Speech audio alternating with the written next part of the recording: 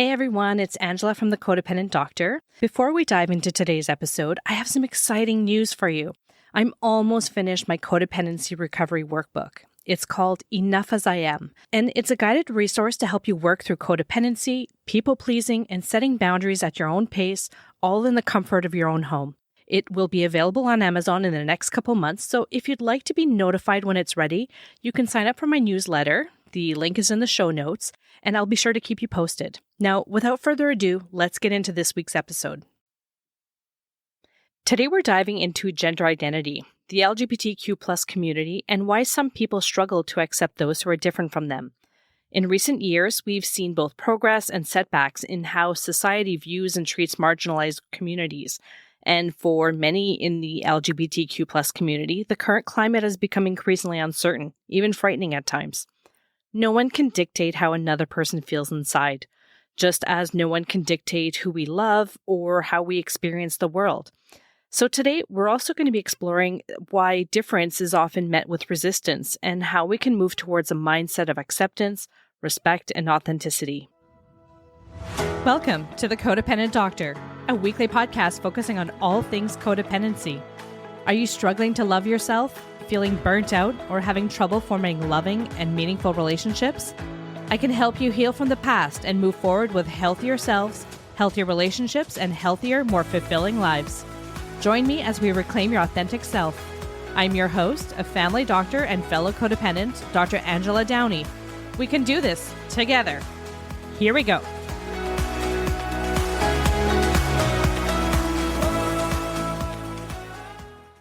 Hello to all my wonderful podcast listeners, and welcome to the 34th episode of the Codependent Doctor.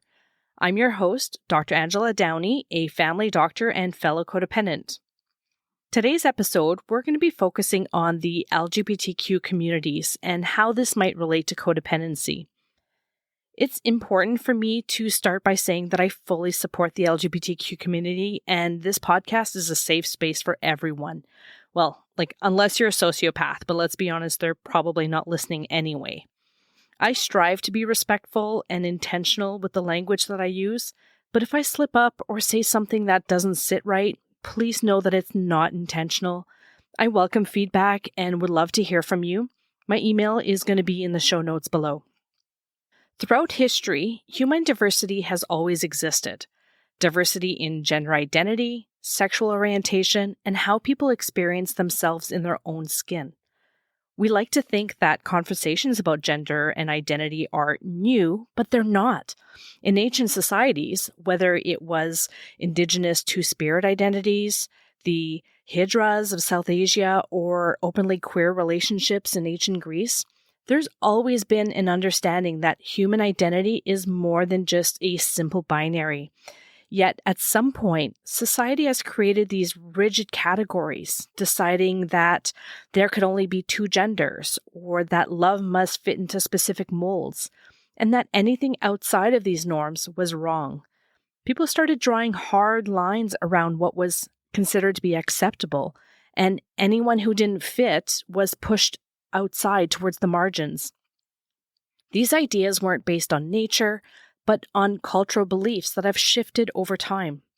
Queer people have always been here, across all civilizations, all cultures, in every era. Yet, somewhere along the way, someone convinced others that they were bad or unnatural. We've been taught that men are supposed to look and act one way, women another, and that's that. But nature doesn't work that way. Biology is messy, it's diverse, and full of exceptions. As a doctor, I know that biology itself is full of diversity. We're often taught that sex is as simple as male or female, but that's not the full picture. Intersex people who are born with variations in chromosomes or hormones or reproductive anatomy are living proof that nature doesn't fit neatly into these binary boxes. Even when we look at chromosomes, there's more possibilities than just XX and XY. And some people might live their whole lives never realizing that their genetic makeup is different from what they were told at birth. Biology is full of complexity, and gender, how we experience and understand ourselves, is just as diverse. From the time that we're little, we're given all these subtle and sometimes not so subtle messages about who we should be. A little boy picks up a doll and someone swaps it out for a truck. Or a girl wants to climb trees and wear cargo pants and someone gently suggests that she put on a pink dress instead. We don't even think twice about it because it's so ingrained in us. But for some people, these expectations feel completely wrong. It's like being handed a script for a role in a play that just doesn't fit with who you are. I love working in my yard. I love cutting the lawn and trimming trees and building things in my garage. My dad was a carpenter and he taught me how to fix and create things, and I love that kind of work. Now, if someone told me that I had to stop doing all of that and insisted that I spend my days sitting by a fire doing needlepoint or focusing only on cooking and child rearing, I'd be miserable. That's just not who I am. I've never enjoyed working in the kitchen, and while I love my children deeply, I also found fulfillment in working or going to medical school. Yet, I've had people say things like, "Aren't your children enough for you?" Or, "Wouldn't you be happier as a nurse instead of a doctor?" As if my life and my career choices should be dictated by someone else's expectations. There is no consideration in there for what actually makes me happy or what feels right to me. People were trying to tell me my role, how I should parent, and what I should value, instead of trusting that I know what's best for my own life. We all want to have control over our own lives and our own decisions. I imagine that this is something that people in the LGBTQ plus communities can relate to. Being told who you should be, how you should feel, or who you should love without any regard for what actually feels right to you. But only you know what's best for you, whether it's about your gender identity, your relationships, or the life that you want to build. No one else gets to define that for you. If you're someone who has never questioned your gender or who you love, it might be really hard for you to understand what that might feel like. But imagine waking up every day and being told that you have to live your life as someone that you're not. Imagine constantly being expected to perform a role that doesn't feel right just to make others feel more comfortable.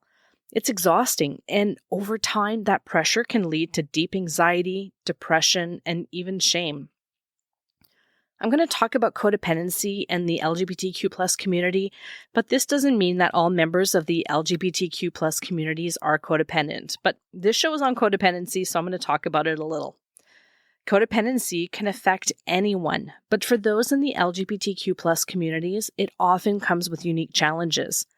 Many people in these communities have faced rejection, discrimination, or family estrangement, which can create deep-seated fears of abandonment and a need for validation.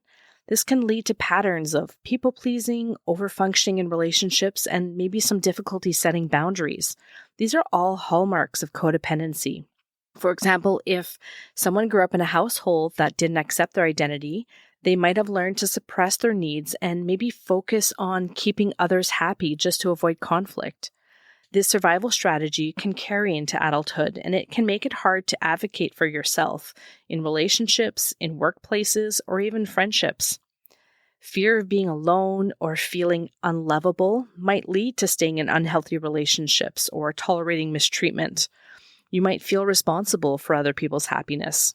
Codependency can also manifest in caretaking dynamics, where someone may feel pressure to constantly educate, manage, or prove their worth to partners, family, or society. You might not feel like you can just be yourself. You might feel that you need to work harder or be nicer or be more accommodating just to prove that you're a worthy person. It might also be difficult to set boundaries for fear of upsetting others. Breaking free from codependent patterns starts with the realization that your worth isn't defined by how much you do for others, how well you meet their expectations, or whether they approve of you. For many, codependency is deeply ingrained, even stemming from childhood experiences, societal conditioning, or relationships where self-sacrifice was mistaken for love.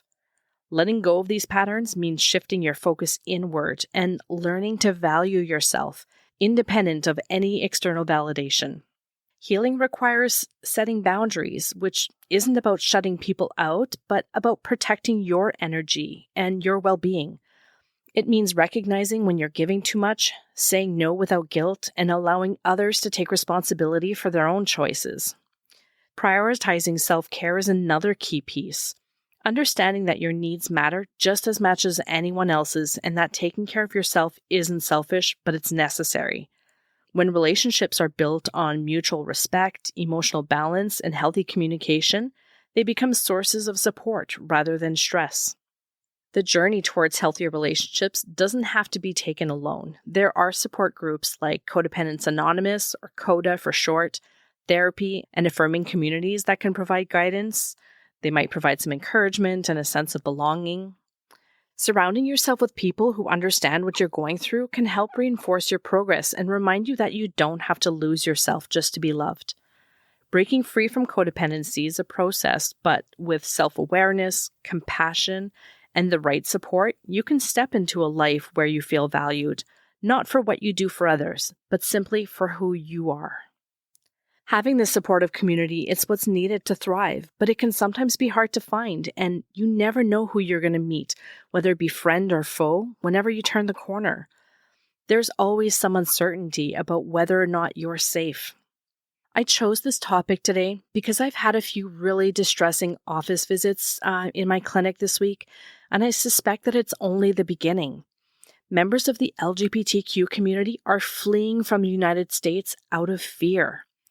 If you had asked me 6 months ago, I truly believed that we were moving in the right direction towards a society that valued openness, acceptance, and human dignity.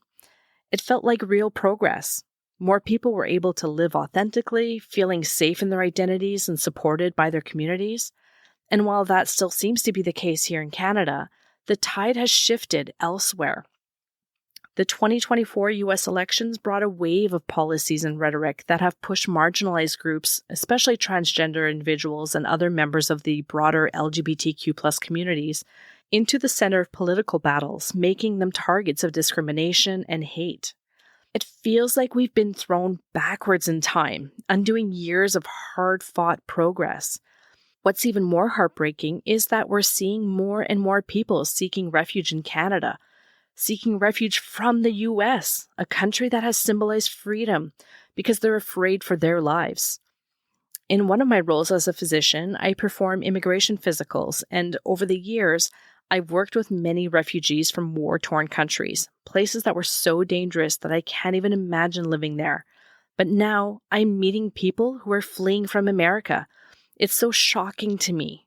I have lots of family in the U.S. and I've traveled there often, and I've always admired its spirit of resilience and liberty. To see people seeking asylum from a country that has long prided itself on being the land of the free is so deeply unsettling for me. People are scared for their lives. I don't typically discuss politics, but the speed at which rights are being stripped away and fear is being stoked is really scary to me. It's hard to stay silent when you see real people suffering as a result of policy decisions that are meant to erase their existence. I'm trying to make sense of what's happening. Why some people feel such an intense fear, resentment, or even hatred towards an entire group of people. There are likely many reasons for this, but one perspective that's worth exploring is how codependency and the need for control might play a role. For some people with codependent tendencies, control is often a coping mechanism. It's a way to create a sense of stability and predictability in relationships and the world around them. While this is not the case for all codependent individuals, it can help explain why some struggle with accepting people who challenge their understanding of what's normal, and I use air quotes here, including members of the LGBTQ+ community, particularly transgender and non-binary individuals.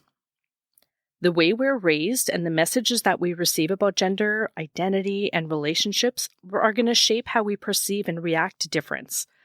If we were taught that love and acceptance were conditional, or that things had to fit neatly into predefined roles, encountering someone who lives outside of those expectations can feel unsettling sometimes.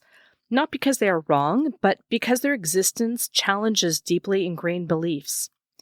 Imagine growing up in a household where strict gender roles were the norm. Boys played sports, girls played with dolls, and any deviation was met with disapproval. If a boy showed interest in dance instead of football, he might have been told to act like a man.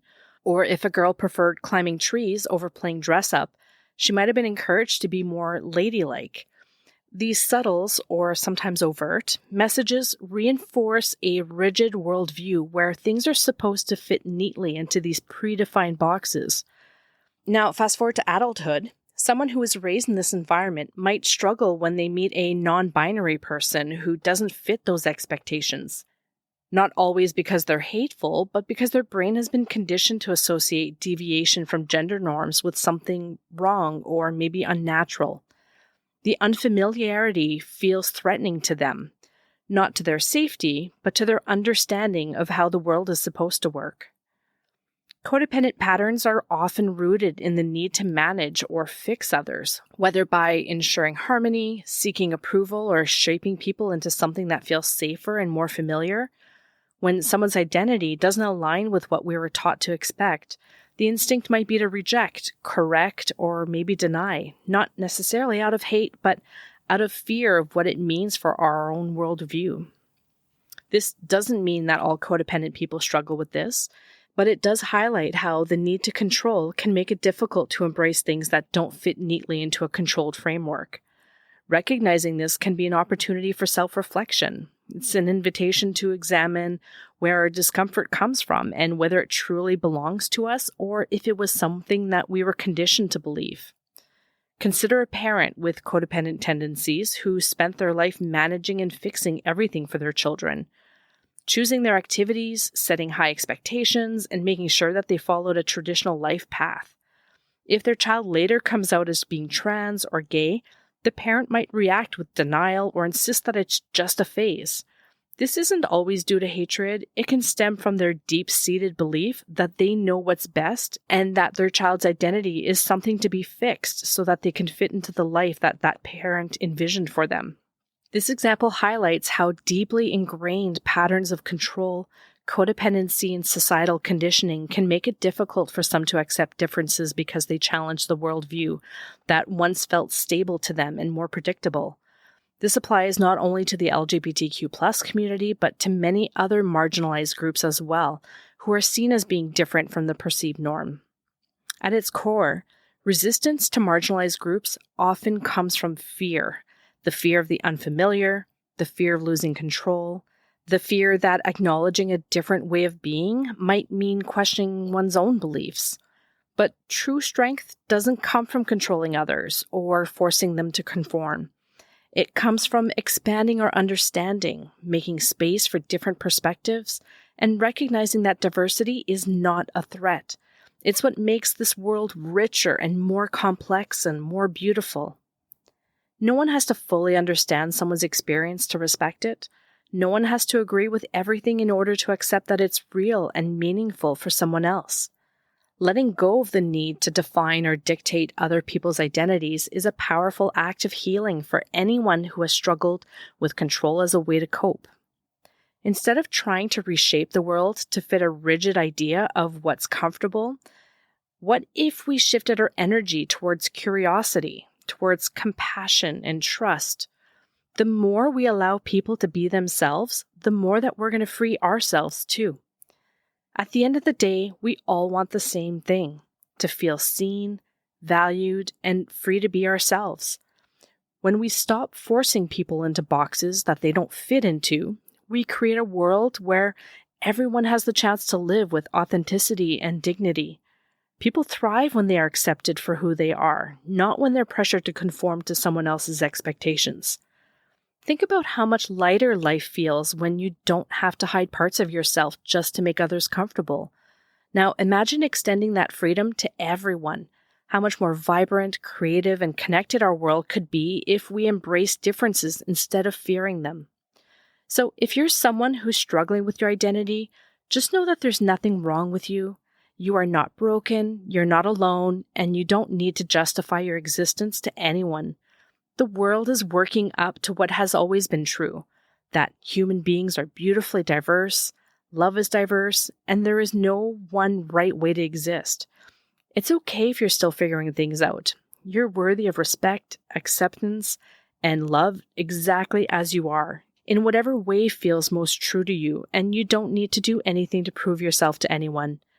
And if you're someone who's struggling to understand all of this, just remember that you don't have to have all the answers to be kind. Growth doesn't happen overnight, and it's okay to feel uncertain or to have questions. What matters most is being open to listening, open to learning, and to respecting people's rights to define themselves. You don't have to fully understand someone's experience to acknowledge that it's real and valid to them. The most powerful thing that you can do for one another is to create space for people to be themselves, without fear, without shame, and without limits. I wish you all a great week as you learn to foster a better relationship with the most important person in your life, yourself. I'm going to meet you here next week for another episode of the Codependent Doctor, when I'm going to be talking about jealousy and envy. Take care for now. Thank you for joining me, and I hope today's podcast resonated with you. Click like and subscribe so you don't miss any future episodes and to help others who might benefit. This podcast is not meant to provide medical advice and should not replace seeing your doctor for mental health concerns. If you're having a mental health crisis, please present to a hospital, call 911 or your local crisis helpline. I'll talk to you next week for another episode of the Codependent Doctor. We can do this together.